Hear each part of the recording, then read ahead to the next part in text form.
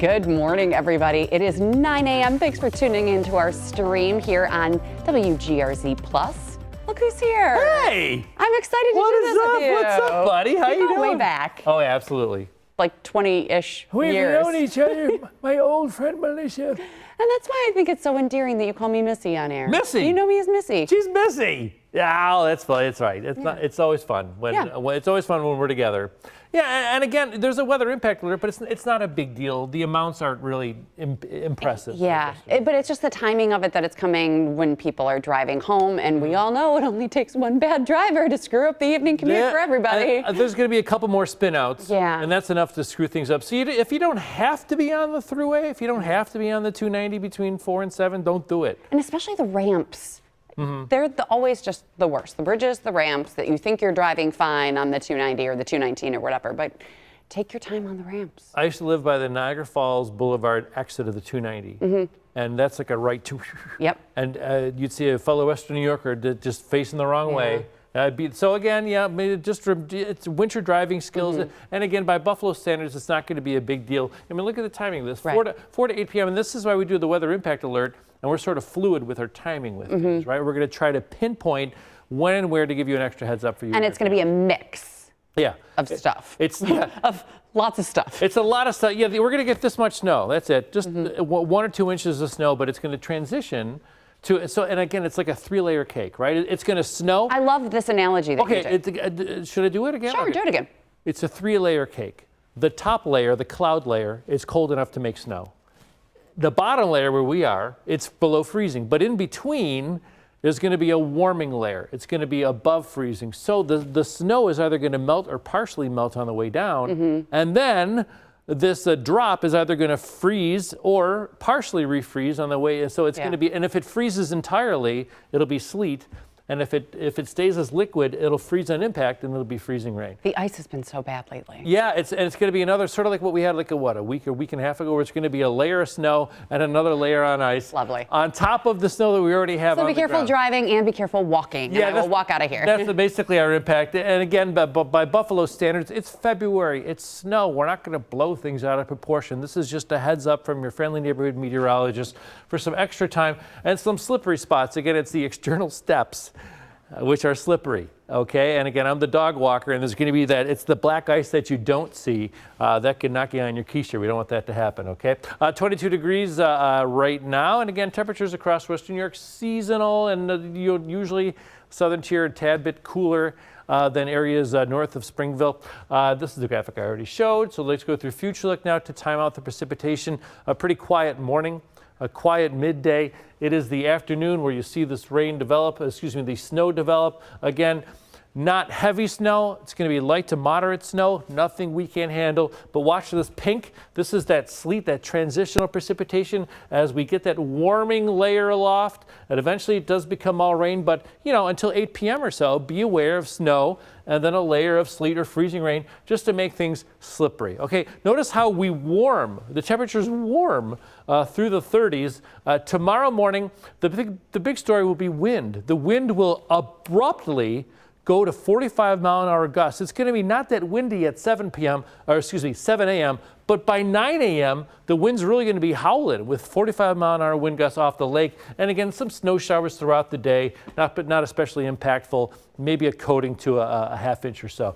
So again, today, an inch or two of snow, turning to sleet and freezing rain. A daytime high of 30, but we continue to warm through the 30s as this sleet and freezing rain turns to all rain. Tomorrow, a rain mix becoming windy, some gusts up to 45 miles per hour, a few snow showers just according to a half inch, and then the temperatures fall abruptly. Again, and our Valentine's Day, our coldest day of the week, snuggle up to your Valentine. Accumulating snow for the weekend. I think we're getting snow on Saturday and on Sunday, and then colder for the next holiday week. The kids are off school. I think daytime temperatures in the teens. Do I walk over you, Melissa? Okay, I got to walk right in front. Okay, I didn't want to walk in front of the camera. No, sort of. No, now we're watching you walk across the entire studio. studio. All right, yeah, it's behind the. It was 47,000 cameras here in the studio. So again, temperatures for next week are going to be in the teens. Overnight temperatures in the single digits, and I think President's Day is going to be windy and 12 degrees. So wind chills are going to be in the negative teens. So if President's Day is your day to go out and go skiing with the family or sledding with the family, you might want to second guess. Yeah. And there will be travel concerns. I think driving and even flying out of Western New York, if you have family plans for the holiday week, could be some issues. On Sunday. On Sunday especially. Yeah.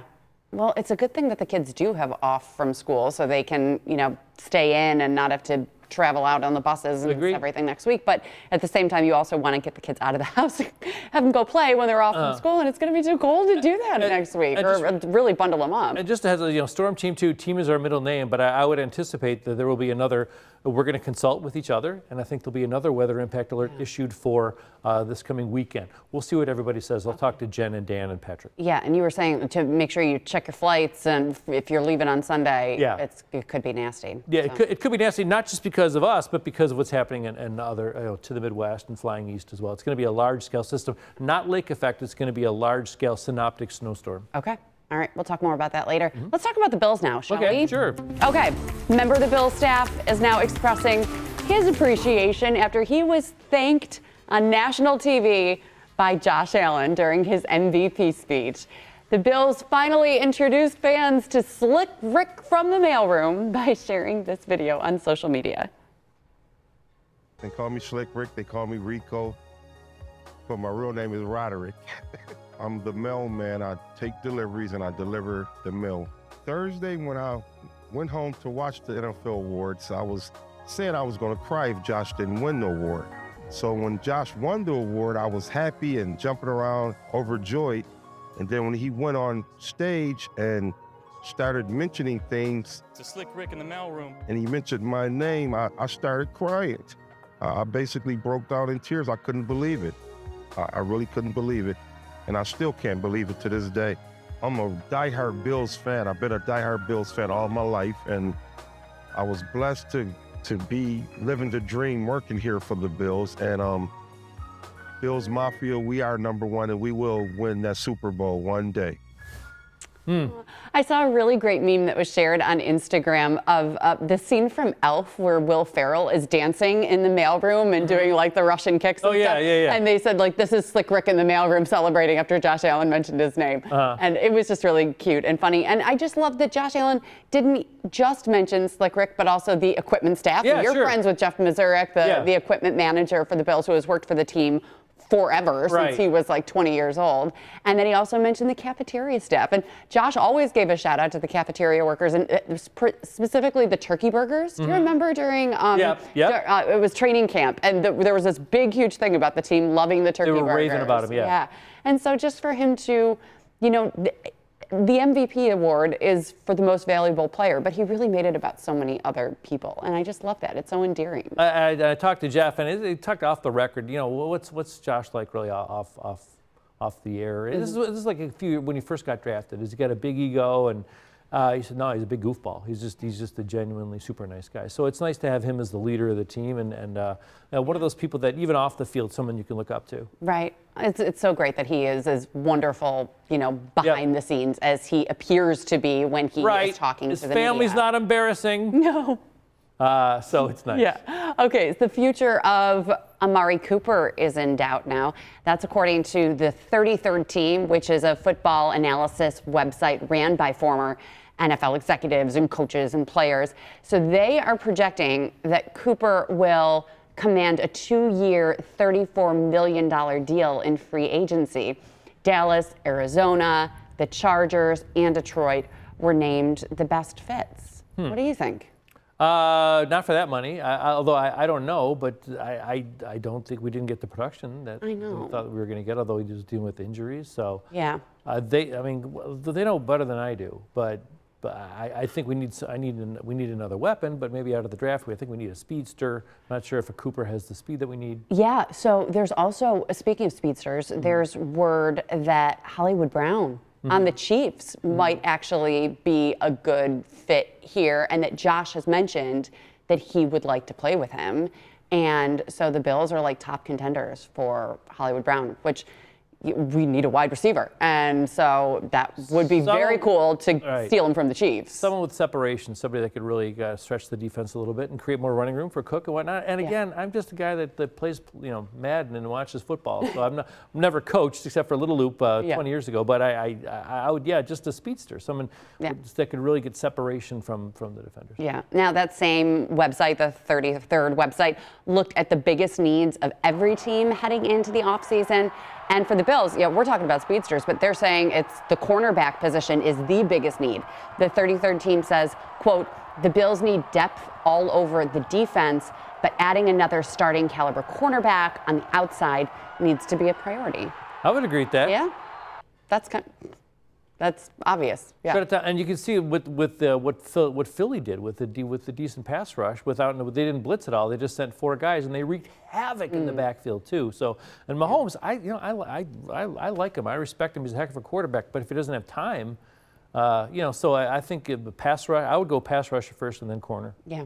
Somebody asked me on Twitter, now watching the Super Bowl, how do you think the Bills would have stacked up against the Eagles? That would have been scary. I think the Eagles were the best team in football. I think the Philadelphia Eagles were number 1, and again, the Bills couldn't beat the Chiefs. And so I think it would have been a better matchup. I think and it's one of those things where the Chiefs are AFC champions. I think the Bills were a better team overall. But the Chiefs had a lot of fortunate rolls and calls happen their way. But, I think that they were a bit fraudulent with the number 1 seed overall. Sort of like the Titans were a few years ago. Everybody kind of knew they weren't the best team in football. I don't think the Chiefs were the best team in football. So. No. But then again, they were AFC champs again. So and they'll be back in Buffalo next year, by the way. By the way, Philly and Kansas City both play in Orchard Park next year. It'll be fun to see. All right, that's our Bills talk for the day. We'll be right back with more news coming up. Considered the fastest woman of all time, Florence Griffith Joyner, or FloJo, set records for the 100 and 200 meter dashes that still stand today. 2 on Your Side proudly celebrates Black History Month. All right, we are back now, and we do want to look at some of the top stories that we're following today. We do have an update on that missing woman out of Amherst. 29-year-old Leah Bolito's body was found submerged in water right near Dodge Road. And we had our Natalie Foss live on Daybreak-plus yesterday with volunteers that she was speaking with before they went out to search for Bolito. Her body was discovered about 45 minutes after those volunteers started their search at 9 o'clock in the morning. Now, it has been exactly 16 years today since Colgan Air Flight 3407 crashed in Clarence Center, killing all 49 people on board and 1 person in the house. And in the years since that crash, the families of the victims have fought tirelessly in Washington for air safety reforms, trying to make the skies safer for all of us. And they successfully lobbied for more pilot training requirements. The trial for the man accused of attacking Salman Rushdie will pick back up with witness testimony tomorrow. Right now, it's on hold after Rushdie took the stand yesterday. He testified that he felt like he was going to die during the attack, adding that he was screaming in pain after being stabbed in the eye. Now, the defense for Hadi Matar questioned Rushdie's memory of the whole thing after the author did say that things became blurry during the attack. Again, they're off today because of Abraham Lincoln's birthday, but testimony will resume tomorrow. And the Sabres, they won't be playing for a week and a half, but some players will be busy representing their home countries on the ice.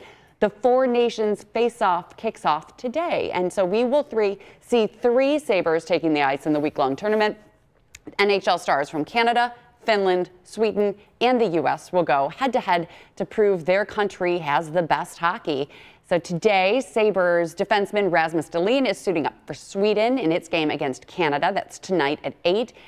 And then fellow defenseman Henri Jokiharju and goalie Ukko-Pekka Luukkonen are representing Finland. Their first game is tomorrow night.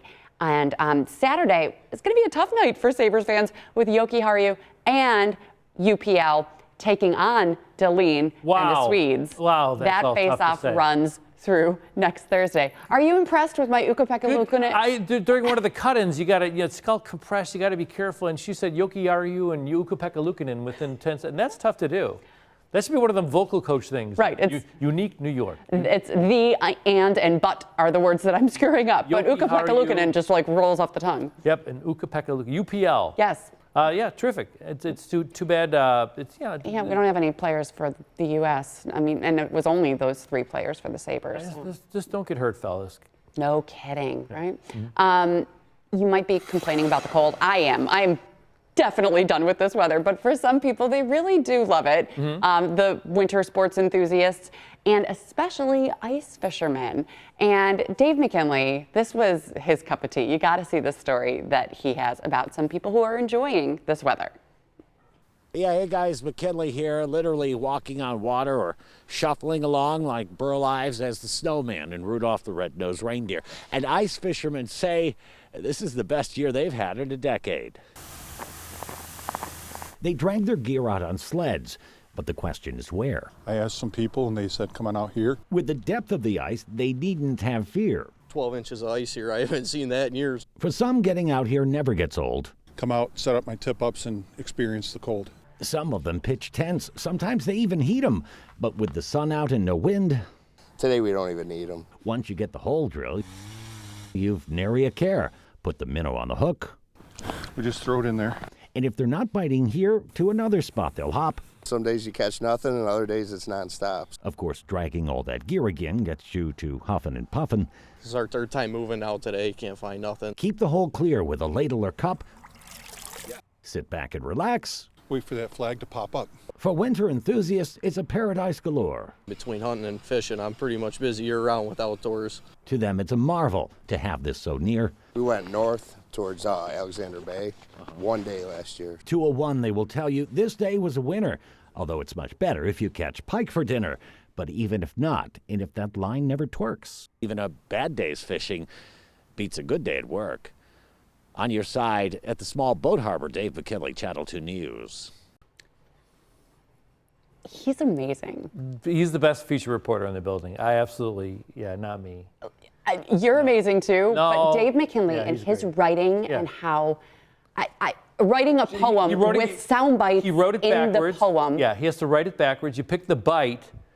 You have to pick. He has all these sound bites. He has to assemble them in a particular order and then precede it with a rhyming line that fits and sets up the sound bite. And then even ended it with the rhyme on location. It's unbelievable. To a particular cadence as well. Yeah. He could read me the phone book, and I would love that too. But Dave is also just such an interesting character, like behind the scenes too. He's a national treasure. Yeah, or a absolutely. WGRZ treasure. As a WGRZ treasure. Yeah, what a great story. And really fascinating characters out there on the ice too. I give them a lot of credit for loving this forecast and this winter and enjoying their time out on the ice. I don't get it, but I love that they love it.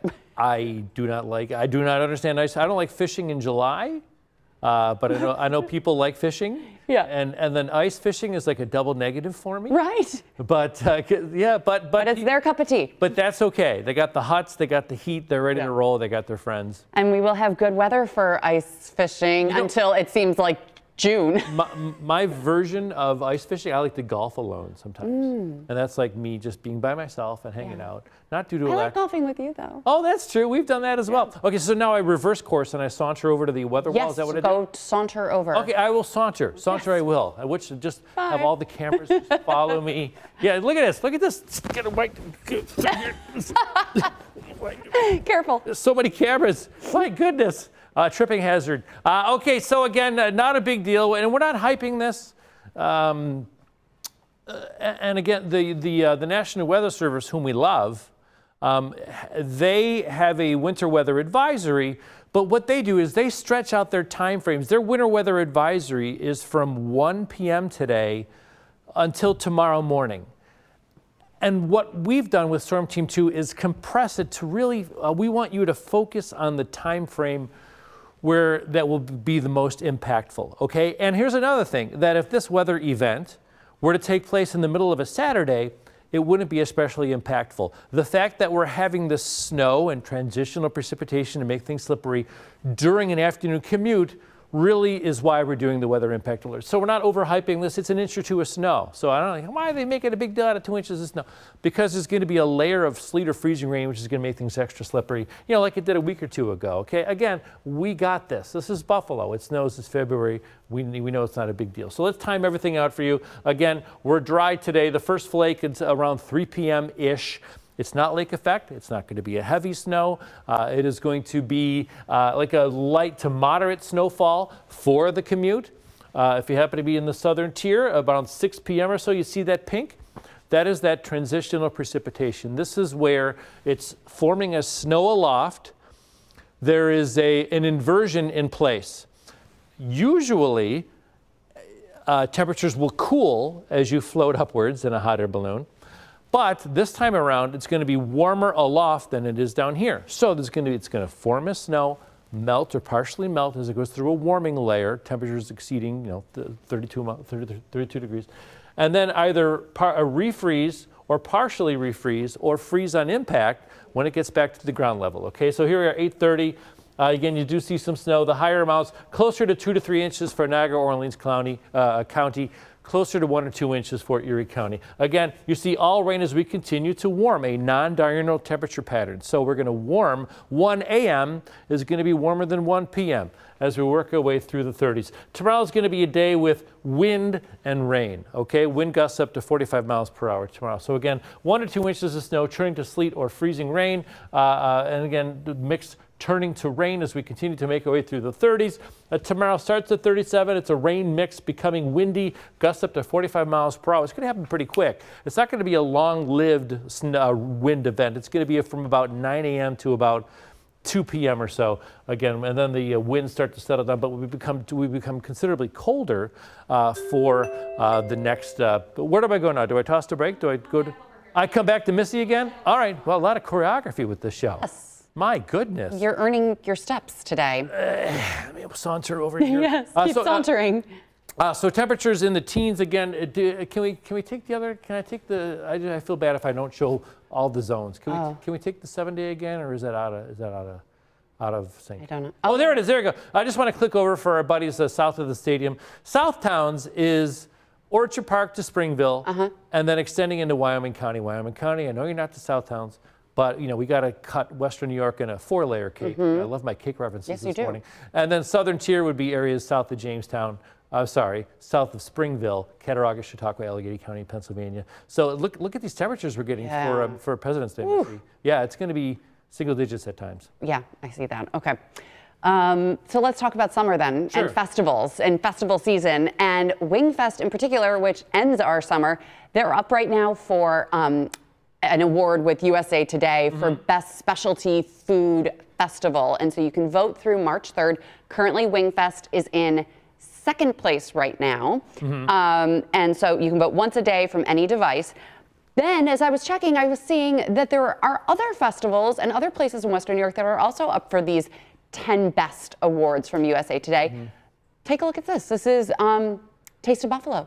And they are in first place right now for Best City Food Festival. So you can also vote through March 3rd for Taste of Buffalo. And then this is very specific, there's also the Best Sculpture Park. Oh, sure. And you can only vote through Monday for this, but Griffith's Sculpture Park in East Otto is nominated. And so that will be announced soon, but you can vote again once a day for that. Awesome. I have never been to Griffith's Sculpture Park. Well, you have should been go. there many times. Yeah, it's wonderful. I've been there for my show. It's very visual. It's wonderful. It's good to spend an afternoon. Or if you just happen to be zipping down the 219, just to hide up the hill and drive around. And it's amazing, some of the sculptures they have. Maybe I should saunter out to East Otto and take a look. I don't know if during the winter is the best time to go to Griffith's. It's more of a summertime thing. The sculptures are obviously up all year long, but it's especially wonderful in the summer. Bring a picnic basket. Very cool. Well, we have lots to be proud of here in Western New York with Taste of Buffalo and Wingfest and Griffith Sculpture Park. So make sure you vote so we can win. All right. Thanks for tuning in, everybody.